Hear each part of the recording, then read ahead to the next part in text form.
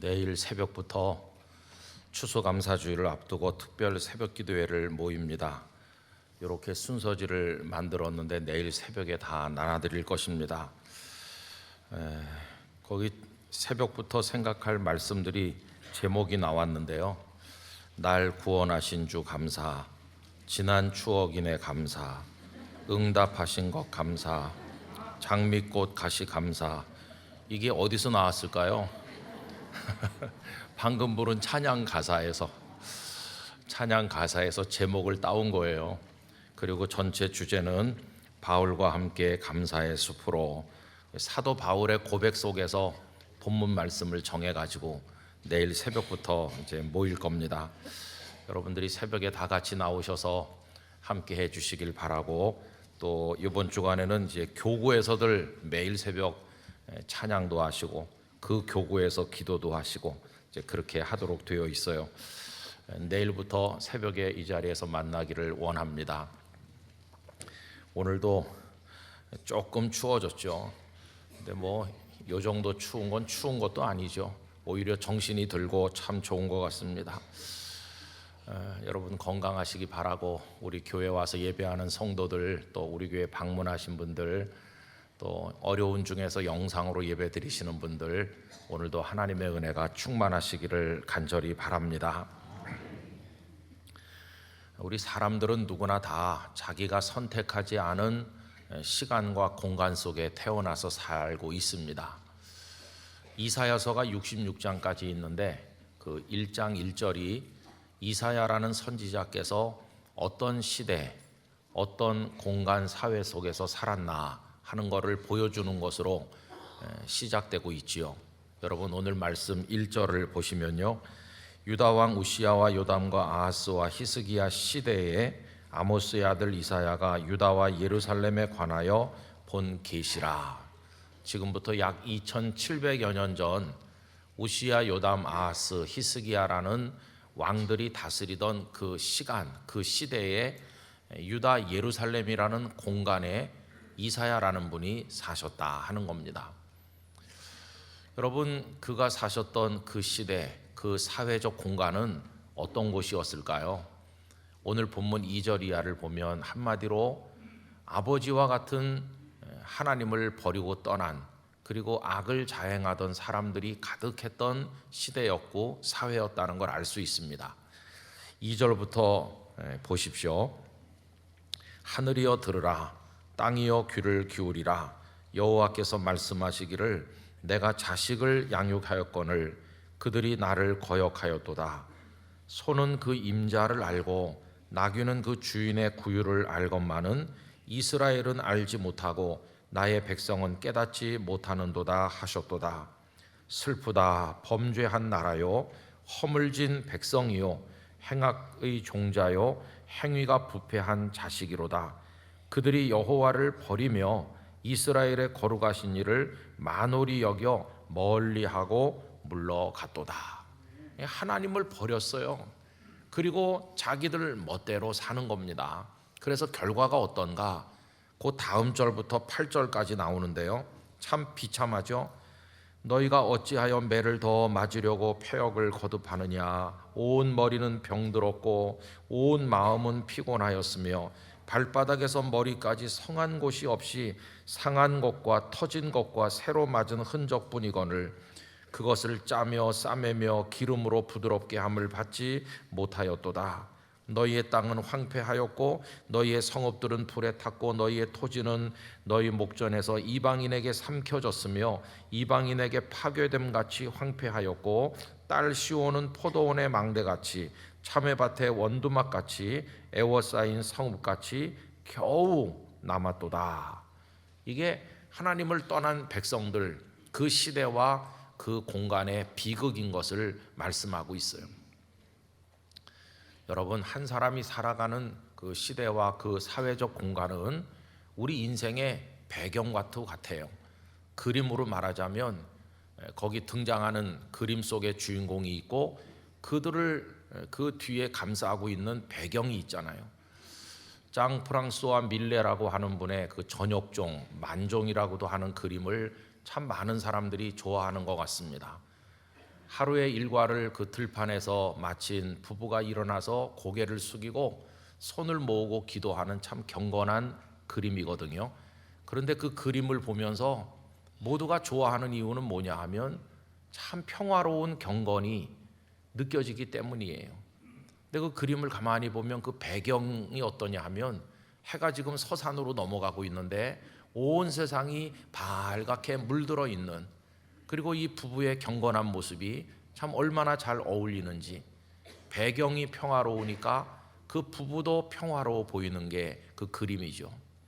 근데 만약에 그 배경이 막 거센 폭풍우가 이는 배경이라면, 그리고 그 주인공이 그 바닥에 널브러져 쓰러져 있는 그런 상황이라면 누가 거기서 평화를 느끼겠어요? 가슴이 턱 막히는 그런 두려움과 고통이 느껴지지 않겠어요? 그래서 한 사람이 태어나서 사는 그 시대적 배경, 그리고 공간적 배경이라고 하는 건 참으로 중요하다는 걸 알 수 있습니다. 근데 그걸 우리가 선택하는 게 아니잖아요.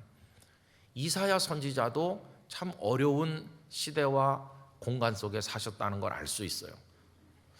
유대인의 전승에 의하면 이 이사야 선지자가 히스기야 왕을 만나서 말했다고 합니다. 왕이시여, 내가 장차 당신의 아들에 의하여 죽임을 당할 겁니다.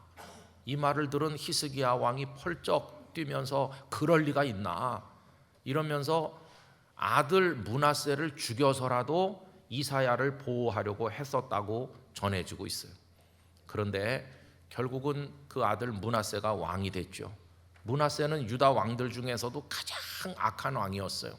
그 전승을 보면은 이 므낫세가 결국은 아버지와 그 윗대 어른들이 다스릴 때 국가를 위해서 큰 공로가 있던 이 어진 선교사 이사야를 톱으로 켜서 죽인 것으로 전승이 그렇게 전하고 있어요.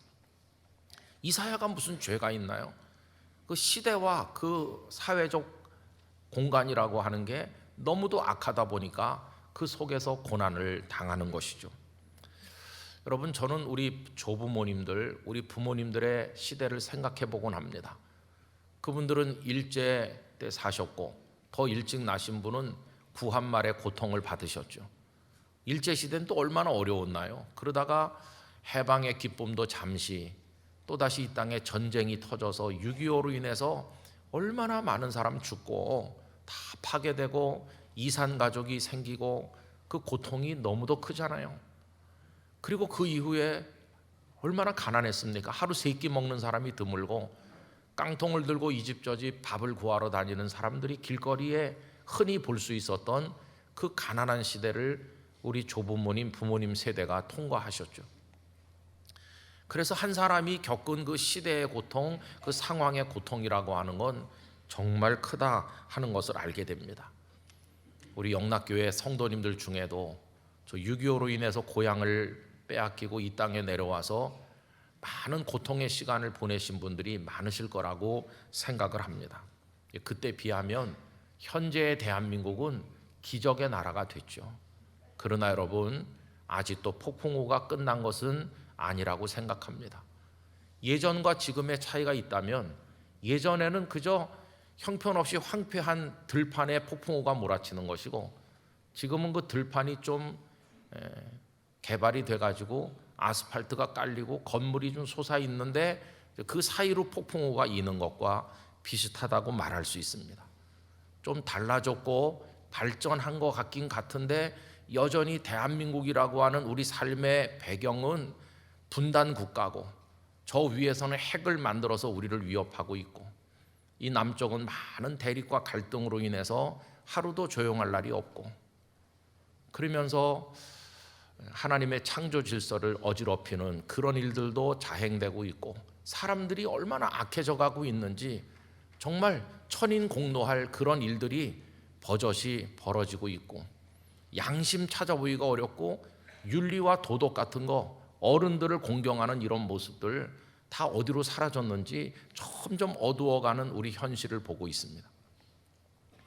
여러분, 이런 상황의 개개인을 또 들여다보면 어려운 질병으로 죽음의 직면에 계시는 분, 극심한 가난으로 고통받는 분들, 그런 것보다 더 힘든 인간관계가 토막토막 끊어져서 외로움 속에서 어쩔 줄 모르는 분들, 살아야 되나 말아야 되나를 고심하는 그런 분들이 많이 널려 있는 우리 사회가 되어가고 있는 것이죠.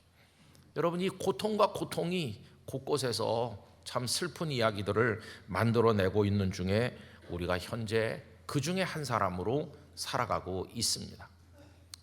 이 고통과 두려움을 어떻게 견딜 수 있을까? 아니 또 어떻게 이겨낼 수 있을까 하는 이 숙제는 예전이나 지금이나 모두의 마음을 짓누르고 있다고 할 수가 있겠습니다. 지금부터 오래전 1623년 영국 런던의 한 성당 그 한쪽 구퉁이에 있는 사제관에 한 남자가 신음하면서 누워 있었는데 그의 온몸에 반점이 나타나기 시작했고 그 당시 의술에 따라서 흑사병으로 진단을 받았습니다. 흑사병은 죽음에 이르는 병이죠. 그는 고통받으면서 하나님을 향해 집요하게 질문했습니다. 누누이 약속하셨던 당신의 임재가 어디 있습니까? 이 후미진 방에까지 따라오셔서 저와 같이 계시는 게 맞습니까? 당신이 주신다던 위로는 도대체 어디 있습니까? 그리고 왜 하필 저입니까? 왜 하필 저냐고 왜 그러면서 계속 질문하는데 응답 없는 그 질문을 붙들고 그는 몸부림을 치고 있었습니다. 그러던 어느 날 창밖에서 종소리가 들리는 걸 알게 되었는데 그 순간 종소리를 들으면서 온몸이 전율을 느꼈습니다. 그 당시에는 사람이 죽으면 예배당 종을 쳐서 그걸 알리곤 했는데 그 창문 너머로 들리는 종소리가 마치 자신의 부고인 것처럼 느껴져서 공포에 떨게 됐습니다. 그러나 잠시 이후에 장례 예배를 드리는 소리를 들으면서 내가 죽은 게 아니구나. 누군가가 죽어서 지금 장례 예배를 드리는구나. 그러면 아직 나는 살아있구나. 이런 생각을 했다고 합니다. 여러분, 이 사람이 누굴까요? 그는 16세기, 17세기를 걸쳐 살았던 아주 유명한 시인이면서 성공의 목회자였던 존 던이라고 하는 분입니다. 이분이 셰익스피어 못지않는 그런 문학적 가치를 가진 작품들을 많이 남기신 분이죠. 근데 그는 그 두려움의 정점에서 몹시 괴로워하고 있었어요. 어느 정도 두려워했느냐 하면 저 복도에서 의사들이 얘기하는 소리를 들으면 저 의사들이 나를 죽이기 위해서 모의하는구나 이렇게 생각하며 떨었다고 합니다. 그러나 나중에 그게 아니고 그 의사들은 자신을 살려보려고 애쓰고 있다는 걸 알게 됐을 때 마음이 진정되기도 했다고 합니다. 여러분, 그 죽음을 직면하는 고통 속에서 그는 안간힘을 쓰면서 자기 생각을 흐트러지지 않도록 그 생각이 하나님께 모아지도록 노력하고 또 노력을 해서 계속 하나님께 질문했다고 합니다. 하나님, 제가 이 방을 걸어 나갈 수 있을까요? 제가 내일을 맞이할 수 있을까요? 그런 식으로 하나님께 집중하면서 당신 안에서 이 두려움을 이길 수 있는 거냐고 이렇게 계속 질문을 했다고 합니다. 하나님께 생각을 모았더니 그 생각의 흐름이 예수 그리스도에게 이르게 되었습니다. 높고 높은 보좌에 계셨던 그분이 왜 이 고통의 세상에 내려오셔서 인생들이 겪는 고통을 왜 다 받으셨나? 겪지 않아도 될 고통을 왜 겪으셨나? 이렇게 질문했고, 더구나 고통 중에 고통이라고 하는 십자가에 달리셔야 될 무슨 이유가 있었나? 여러분, 고통에 관한 한 예수님보다 더 큰 고통을 받으신 분은 없지 않습니까? 당신은 왜 고통받으셨나요? 이렇게 질문했을 때 답이 하나였습니다. 아무리 생각해도 그분이 이 땅에 오신 거, 그리고 십자가에 달려 죽기까지 고통받으신 것은 은혜다 하는 결론에 도달하게 되었습니다. 그는 놀라운 걸 느끼기 시작했는데 고통만 있는 게 아니라 고통 그 옆에 은혜가 있다는 사실을 알고 깜짝 놀라게 됐습니다. 오히려 그 은혜가 고통 속에 이렇게 쌓여 있다는 것을 깨닫게 되었습니다. 예수님의 십자가 고통은 곧 은혜였다는 것을 알게 된 것이죠. 그러면서 예수님께서 부활하셨다는데 생각이 미치게 되었고, 예수님이 부활하셨을 때 그것을 목도한 여인들의 반응이 떠올랐습니다. 여인들의 마음속에 느껴진 감정은 두 가지입니다. 하나는 기쁨이고 하나는 무서움, 두려움이었는데, 마태복음 28장 8절에 보면 이렇죠. 그 여자들이 무서움과 큰 기쁨으로 빨리 무덤을 떠나 제자들에게 알리려고 다름질할세. 여러분, 예수님의 부활을 목도한 여인들 마음속에 기쁨이 있는 건 당연한 겁니다. 사랑하는 주님이 살아나셨으니까 기뻐하는 건 당연하잖아요. 기쁨은 이해할 수 있어요. 그런데 왜 무서움, 두려움이 동시에 있었을까? 이 두려움의 정체가 뭘까? 도대체 무엇을 향한 두려움인가? 이 생각을 하게 되었는데 놀라운 걸 깨달았어요. 기쁨은 주님이 부활하신 거니까 당연히 있는 거고, 그 두려움은 죽음마저도 이기시는 하나님을 향한 두려움이라는 것을 알게 됐어요. 하나님은 가장 크신 분이고 가장 위대하신 분이시고 죽음까지도 이기시는 그분을 직면하면 누구나 두려워하는 게 당연하다. 하나님을 향한 두려움, 그 두려움이 기쁨과 함께 그 여인들 속에 있었구나 하는 것을 깨닫게 되었다는 것입니다. 그 순간 이 존 던이 깨달은 건 이겁니다.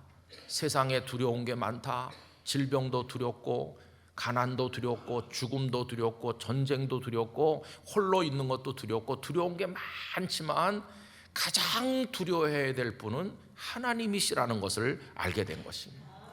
그러면서 그가 알게 된 것은 가장 두려워해야 될 하나님을 두려워하는 마음이 생기면 하나님을 두려워하기 시작하는 그 순간부터 세상의 다른 것들은 두렵지 않게 된다는 것을 깨닫게 된 것입니다.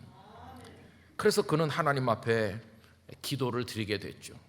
어떤 기도를 드렸느냐 하면, 오 주여, 이제 두려워하지 않게 하는 두려움을 주시옵소서. 그렇게 기도했죠. 두려워하지 않게 하는 두려움을 주시옵소서. 그 앞에 나오는 두려움은 가난과 질병과 죽음과 이 세상의 많은 고통인데, 그걸 두려워하지 않을 수 있게 만드시는 두려움을 달라. 이 나중의 두려움은 하나님을 향한 두려움이죠. 여러분, 이때의 두려움은 공포를 말하는 게 아니라 그 위대하고 크신 하나님을 경외하는 마음, 당신은 최고이십니다, 하나님을 신뢰하는 마음, 하나님께 자신의 고통의 현실을 다 가져다 맡길 수 있는 절대 신뢰의 마음, 그거를 두려움이라고 이야기한 것입니다. 여러분, 그는 하나님을 절대적으로 신뢰하고 하나님을 전적으로 경외하게 되는 그 순간 세상 모든 건 두려워하지 않아도 된다는 걸 깨닫게 되었습니다. 그러면서 로마서 8장 35절 이하의 말씀을 묵상하게 되었는데요. 누가 우리를 그리스도의 사랑에서 끊으리요? 환난이나 곤고나 박해나 기근이나 적신이나 위험이나 칼이랴. 기록된 바 우리가 종일 주를 위하여 죽임을 당하게 되며 도살할 양같이 여김을 받았나이다 함과 같으니라. 극도의 고통이죠. 그런데 37절부터 위대한 반전이 나오죠. 그러나 이 모든 일에, 우리를 두렵게 하는 세상의 모든 일에 대해서 우리를 사랑하시는 이로 말미암아 우리가 넉넉히 이기느니라. 내가 확신하노니 사망이나 생명이나 천사들이나 권세자들이나 장래일이나 현재일이나 장래일이나 능력이나 높음이나 기쁨이나 다른 어떤 피조물이라도 우리를 우리 주 그리스도 예수 안에 있는 하나님의 사랑에서 끊을 수 없으리라. 이 말씀을 묵상하게 되었습니다. 성도 여러분, 이제 이 존 던의 마음속에 하나님 한 분을 두려워함으로, 하나님을 경외하고 절대 신뢰함으로 나머지 모든 걸 더 이상 두려워하지 않게 되는 그런 마음을 그가 가지게 되었을 때 용기를 품게 되었어.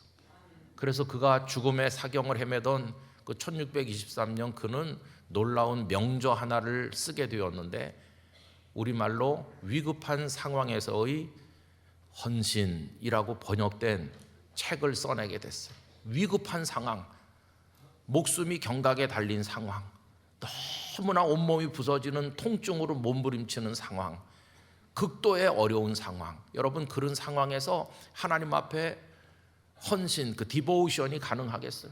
이건 기도와 예배라고도 번역되는 단어인데 그 상황에서 그런 게 가능하겠어요? 그런데 그는 그런 책을 쓴 것이죠. 가장 깊은 고통에서도 내 마음을 하나님 앞에 올릴 수 있고 헌신할 수 있고 예배할 수 있고 기도할 수 있다. 근데 여러분 거기 많은 묵상들을 적고 있는데 묵상 17번에 보면 이런 글귀가 나옵니다. 누구를 위하여 종은 울리나 알아보러 나가지 말아라. 그 종소리는 그대를 위한 것이니. 이런 글귀가 나옵니다. 그 유명한 해밍웨이가 스페인 내전을 배경으로 해서 썼던 작품 누구를 위하여 종은 울리나, 그 소설의 제목이 바로 이 존 던의 묵상 17번에서 따온 것입니다. 여러분 종소리는 어떤 것인가요? 아까 말씀드렸죠. 당시에 사람이 죽으면 종을 친다고 그랬죠. 우리 흔히 종 치면 끝난 거다 이렇게 생각하잖아요. 종 치면 끝난다는 게 학교 종 치면 수업 끝난 것만 말하는 게 아니라 그때는 종 치면 한 사람의 인생이 끝났다 그런 뜻이었어요. 그 종소리는 한 사람의 인생에 마침표가 찍어졌음을 뜻하는 거예요. 이제 다 끝났어 그런 뜻이에요. 그런데 이 존 던은 그 말씀을 묵상하면서 종소리는 마침표가 아니라 물음표다. 어떤 물음표? 아, 종소리를 듣고 있는 나는 아직 살아있구나. 지금까지 내가 어떻게 살았나이까? 이런 질문. 그 다음에 앞으로 나는 어떻게 살아야 되겠나이까? 이런 질문. 그래서 마침표가 아니라 물음표로 다가왔다는 것입니다. 종소리가 들린다는 것은 끝났다는 뜻이 아니라 아직 살아있다는 뜻이고, 살아있다는 것은 뭔가를 추구하고 의미를 향하여 목적을 향해 나갈 수 있는 가능성이 여전히 남아있다는 뜻이고, 그 의미를 추구하면서 몸부림을 치는 한 아직 나는 쓸모 있는 존재라는 뜻이고, 그 고통 속에서도 쓸모 있는 존재로서 하나님 앞에서 의미와 가치를 추구하는 한 나는 하나님의 영광을 위한 도구가 될 수 있다는 뜻이로구나. 그래서 그는 절망의 깊은 고통에서도 기도문을 쓰고 묵상을 쓰고 하나님을 찬미하면서 죽음 같은 고통에서도 자신을 하나님 앞에 올려드릴 수 있다는 것에 크게 고무되었습니다. 여러분, 그 다음부터 기도가 바뀌었습니다. 그 전에는 고통이 사라지게 해주십시오 라고 기도했었는데 이제는 고통 속에서라도 오히려 고통을 통해서 하나님 앞에 더 깊은 영광을 올릴 수 있다면 이제는 생각이 바뀌어서 이렇게 기도했다고 합니다. 주여, 내가 당신을 전적으로 신뢰하나이다. 그렇게 기도가 바뀌게 된 것입니다. 여러분, 우리는 극복 가능한 고통을 맞이할 때도 있어요. 어떤 고통은 극복이 가능합니다. 그러나 어떤 고통은 극복이 불가능한 것도 있어요. 그럴 때 그 고통과 두려움을 어떻게 견디며 혹은 이길 수 있을 것인가 할 때 그 고통 속에 은혜가 들어있음을 깨닫게 되기를 원하는 것입니다. 고통 속에서 은혜를 보여주시고 오히려 그 고통이 있음으로 놀라운 은혜를 나눠주신 분이 계시잖아요. 다름 아닌 우리 구주 예수님이십니다. 예수님께 십자가의 고통이 없었다고 한다면 우리에게 은혜도 없었을 것이고, 예수님께서 찢기고 피 흘리는 고통을 겪지 않으셨다면 우리의 구원도 없었을 것입니다. 주님이야말로 가장 깊은 고통을 통하여 우리를 구원하신 생명의 구주이십니다. 이사야 53장 5절 우리 화면에서 다 같이 읽겠습니다. 그가 찔림은 우리의 허물 때문이요 그가 상함은 우리의 죄악 때문이라. 그가 징계를 받음으로 우리는 평화를 누리고 그가 채찍에 맞음으로 우리는 나음을 받았도다. 채찍에 맞으시는 고통 때문에 우리가 나음을 받은 것이고, 살이 찢기는 고통을 받으신 덕분에 우리 그 흘리신 피 때문에 죄 용서를 받게 됐고, 그래서 여러분, 이 고통은 고통으로 마무리되고 끝나는 게 아니라 거기 새로운 열매가 있고 고통을 통해서 나타나는 하나님의 영광이 있음을 깨닫게 되는 것입니다. 그래서 여러분, 이것을 깨닫고 하나님이 그런 분이시라는 것을 아는 성도라면 어둠 속에서도 빛을 보는 눈이 있어야 될 줄로 믿습니다. 어둠 속에서도 빛을 보는 눈이 뭘까요? 절망 속에서도 희망을 보는 눈이요, 모든 것이 끝난 것 같은 상황에서도 하나님이 하시는 일을 보는 눈을 말하는 것이죠. 이 이사야서가 66장까지 전개되는데 상당 부분이 그들의 죄악을 책망하면서 이제 너희들은 무너져 희망이 없다고 하는 그런 말씀이 앞에 많이 나옵니다. 그러나 그 뒤에 가면은 그 캄캄한 세상에 비추시는 하나님의 한 줄기 빛을 보여주시는 것으로 이사야서가 마무리되고 있죠. 그걸 상징적으로 보여주는 말씀이 오늘 본문 맨 끝절인 9절입니다. 여러분, 9절을 다 같이 읽도록 하겠습니다. 만군의 여호와께서 우리를 위하여 생존자를 조금 남겨두지 아니하셨다면 우리가 소돔 같고 고모라 같았으리로다. 아멘. 다 무너진 것 같아요. 아까 앞에서 읽은 말씀 보면 정수리부터 발뒤꿈치까지 성한 데가 없다고 그러잖아요. 그러나 그 비극적인 어려움 속에서도 하나님은 어떤 자비의 빛을 비추셨느냐 하면 조금 남겨두셨다. 조금 남겨두신 거예요. 아직 조금 희망이 있게 하셨어요. 그래서 이사야서 끝에 보면은 하나님의 구원의 희망을 보여주시다가 이게 나중에 어떻게 이루어집니까? 남왕국 유다가 느부갓네살 왕에게 결국 완전히 패망했지만 그걸로 마침표를 찍는 종결이 온 게 아니라 물음표로 미래가 열리도록 하신 그 하나님께서 70년이 지난 다음에 포로로 끌려간 백성들을 돌아오게 하신 것이죠. 다시 재건되게 하셨어요.